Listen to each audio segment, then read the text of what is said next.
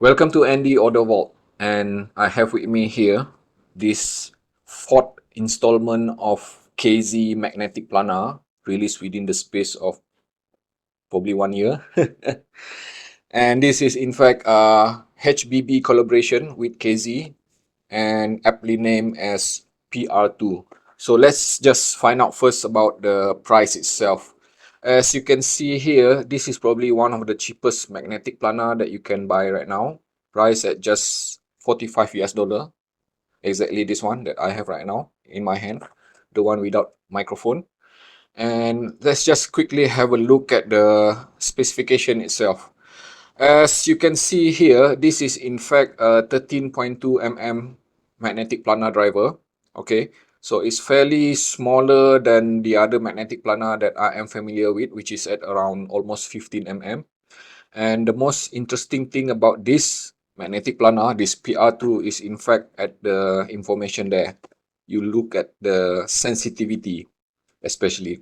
It is rated at around 94 to plus 3, so highest being 97 dB of sensitivity, which is well under 100, and definitely something that can be considered as not sensitive. Okay, and of course, KZ being KZ, it is pretty much very simple. Just this simple box here to keep the price low. And of course, inside the box, you're going to get this cable here. Very normal KZ typical cable. And a set of silicone tips, which I never use because I never like silicone tips. And in fact, my own KZ here, I have opted to use the stock foam tips included with that unit. And this is definitely something which I prefer, and I would highly recommend that you use that as well. So let's just have a look at the build itself. It is pretty much very simple, no-nonsense design, I would say. And I like it that way. In fact, the way I look at it, it is probably a acrylic, and I'm not sure whether the front plate is metal or something else. Ergonomically, it is very easy to wear as well. I have been able to use this for a very long period of listening session, up to like say 6-7 hours, no issue at all. Driving power.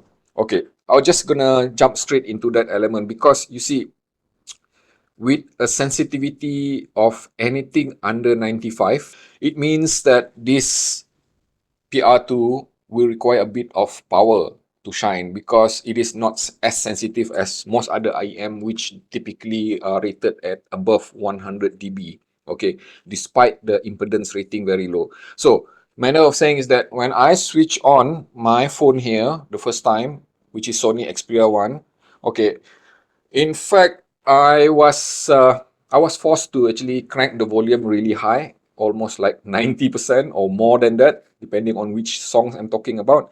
And while the sound itself was really good already, it is usable, but definitely I feel that it is not performing to the max. Perhaps I would say that after testing it further, it is probably at around 70% only. And true enough, after trying it out with a few other dongles and DAC, which I have here, especially this one here, Centrance DACport HG, 4.1 VRMS, and even this HBB FC6, my current number one dongle, and also with this 4 VRMS of iBasso DC04 Pro, and of course my longtime favorite of Ovidius B1, and of course last but not least this iBasso DC03 Pro, which is at 2 VRMS.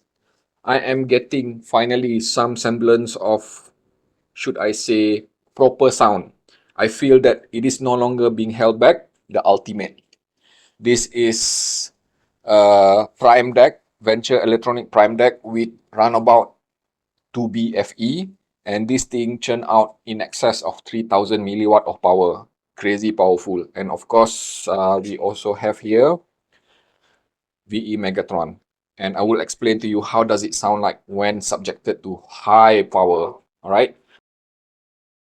So let's just have a look at here again at this graph. Okay.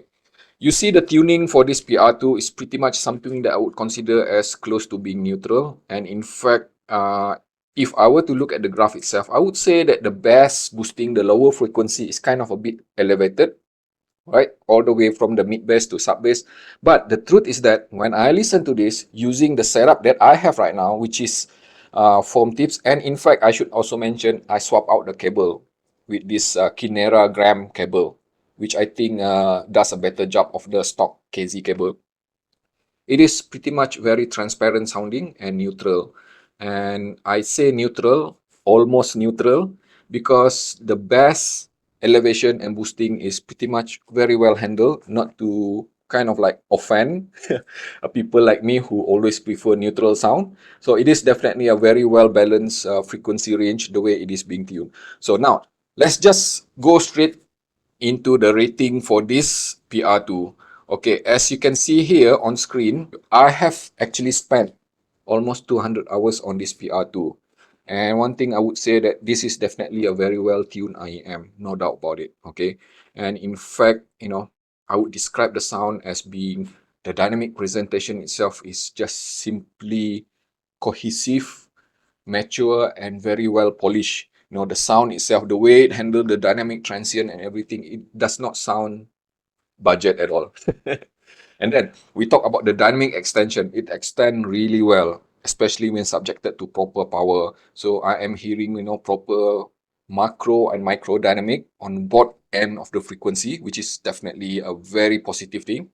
And another important element to me as well, which is the tone and timbre balance. I would say that despite the neutral tuning for this PR2, almost neutral, I might say again, right?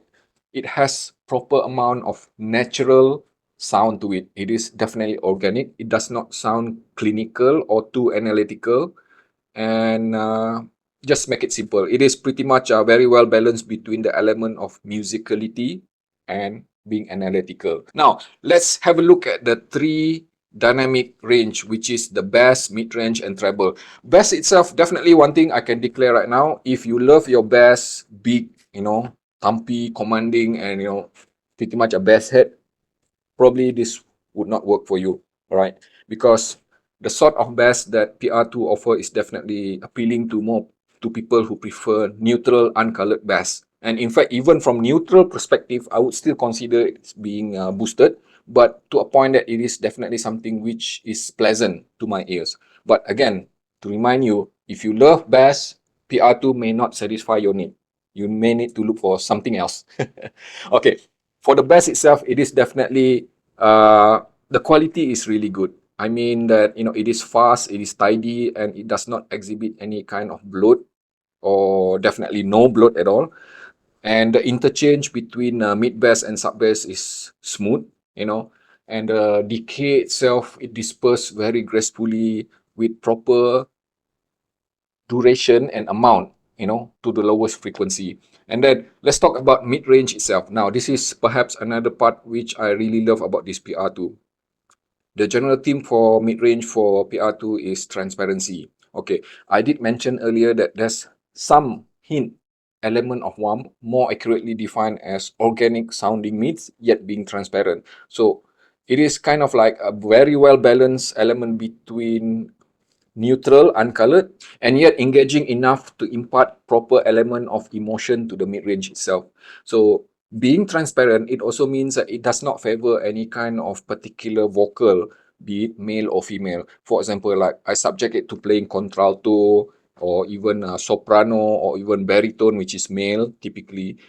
What I am hearing is that how they are supposed to sound like, and still on mid-range, touching on the subject of instruments, I would say that, like I mentioned earlier, being transparent, it means that, the sound of the instrument as presented by PR2 is definitely something which I consider, again, being uncolored.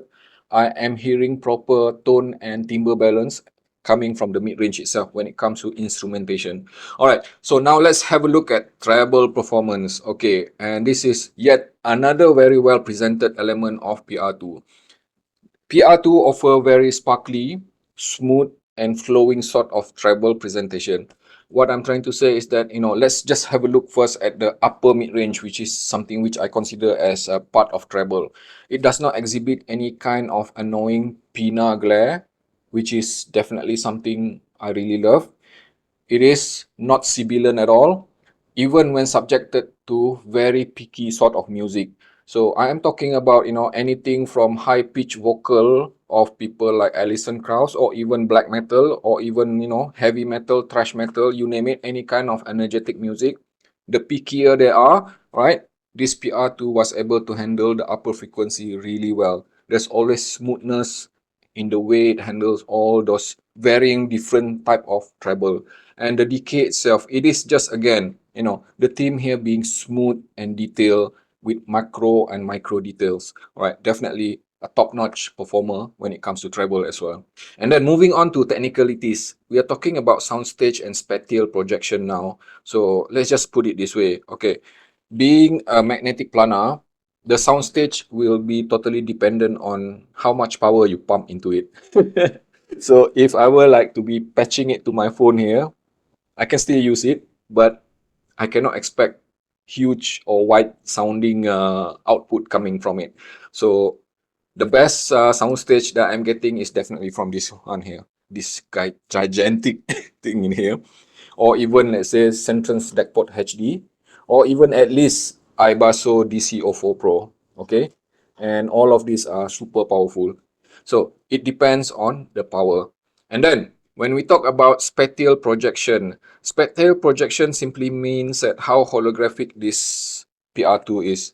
I have actually used it for gaming, and I am happy to say that, especially if there is some sort of a surround sound element, I was able to use it to detect, movement or even source of sound from within the game itself. So that is definitely an indication that PR2 is definitely suitable also for gaming and movie. Okay, now let's talk about synergy, scalability, and versatility. Okay, let's just put it as simple as possible. Despite being, like, say, very low with sensitivity, was able to actually synergize really well with many type of devices, exhibiting, uncolored sort of output. But it also means that, in order to fully maximize on the capability of this PR2, for as long as power is satisfied, then PR2 would definitely score very well on this element. So all in all, overall score for KZ PR2 is at 84, which is a solid 4.5 star. Okay, now let's move on to the most interesting part, comparison. How does this PR2 compare against the rest of the competition? So in order to give you a bit of perspective, let's just recap some of the magnetic planar, or a variation of magnetic planar, which I have tested for the last almost 3 years. As you can see on screen right now, in fact, there are 15 of them, starting from Tin Hi-Fi P1, which is my first magnetic planar, and all the way to this KZ PR2. So out of these 15, definitely I would not be able to cover comparison with each one of them. So I'm just going to select a few, and those selected few will be this one, as you can see here. All right. So you already know that this PR2 is rated at 84 for overall. So now let's have a look at the very first magnetic planar which I have tested. And it is Tin Hi-Fi P1. So let me just show you this, okay? And as you can see here, P1 is in fact another very difficult to drive magnetic planar. In fact, almost very similar to PR2 in many ways. First, the sensitivity is even lower than PR2 at 93 dB, and PR2 is in fact 94, 95. So even with 1 dB of sensitivity, right, this P1 is in fact even harder to drive. It would not even sound good at all when attached directly to anything under 1 VRMS. Okay, so, and as a reflection of the quality, the presentation, and the sound itself, I must say that pretty much Tin Hi-Fi P1 is quite okay, only when you subject proper power to it. In most cases, it's definitely needing to reach above at least 4 VRMS. So, and then let's just compare it against another magnetic planar, which is quite popular. I know many people have this, and in fact, this is probably the benchmark, all right, for magnetic planar nowadays, because many people knows about S12. All right. So as you can see here, the performance of Let's Sure S12 is definitely impressive. Okay, it is in fact very consistent with all areas, scoring 8 mainly. and scoring 9 on dynamic presentation itself. So definitely a very solid magnetic planar, I would say. And then how about comparing it against KZ own magnetic planar? So let me just clarify this. Okay, I did mention earlier that KZ have released 4 magnetic planar, including this. So the first one being KZ PR1, and then there's KZ PR1 Pro, I think. And then there's also CCA PLA something. I forgot. But I have only tested KZ PR1. So direct comparison between this PR2 and PR1, I would definitely say that it is a market improvement, okay, from PR1 to PR2. And in fact, if you look at it, like, it improved by 3 points in every way possible. Okay, so let me just put it this way. Okay, manner of saying is that, if I were to compare directly, I would say that PR1 offer less resolution and less smoothness to the transient of the dynamic itself, and PR2 is definitely a version which is improved on that element. Okay, all right. So how does this PR2 now compare against the top dogs? And these two, I'm just going to reveal it now. Okay. In fact, my top magnetic planars. I equally love both Dunu Talos and Tangzu Heyday. Okay. In fact, both of them scoring all equally practically at 90 out of 100. Okay, and the very reason is that I will explain to you why. Okay, I love them so much. Okay, first, let's have a look at the dynamic presentation itself. I have actually spent quite a bit of time comparing between these three. This is Heyday, this is Duno Talos with Kinera cable, and this is PR2 with Kinera cable as well. In fact, I spent 3 days, all right, comparing each of them side by side extensively, all right, A, B, back to back. And one thing that is apparent to me is that I must admit that, between Hede and Talos, they still have a bit of, upper hand when it comes to overall resolution and imaging. It is definitely more pronounced, especially when it comes to macro details from this Dunu Talos and micro detail from this Hede. Okay, and in fact, when comparing on the upper frequency itself, I would say that this Heyday and Dunu Talos offer a bit more of energy and sparkle on the upper frequency itself. What I'm trying to say is that when I compare this to PR2, all right, there's similarity to them, the way they present that upper frequency. But when I actually do AB, I notice that this PR2 may be a bit less pronounced or less forward with the way it present the sparkle and the energy itself. And in fact, these two also felt a bit airy. Okay, that's the best way I can describe it. And then when it comes to lower frequency, the best part is that this is more neutral than these two. I would even say that Heyday is the one to use if you prefer a bit more of bass, okay, in terms of quantity and density. And it is also a bit more of thumping or authority with this Talos. But this PR2, the strength of this PR2 is the ability to offer neutral, uncolored sounding bass, or should I say almost neutral. So I would not see it as a deficiency on PR2 side, but definitely something which I can really appreciate as well. Okay, let's just wrap things up. Yet again, KZ has proven that they are truly capable of producing really high quality in-ear monitors. And in fact, for the last 2 months, I have been reviewing 3 of their IEMs, starting with ZVX, DFI, and now this PR2.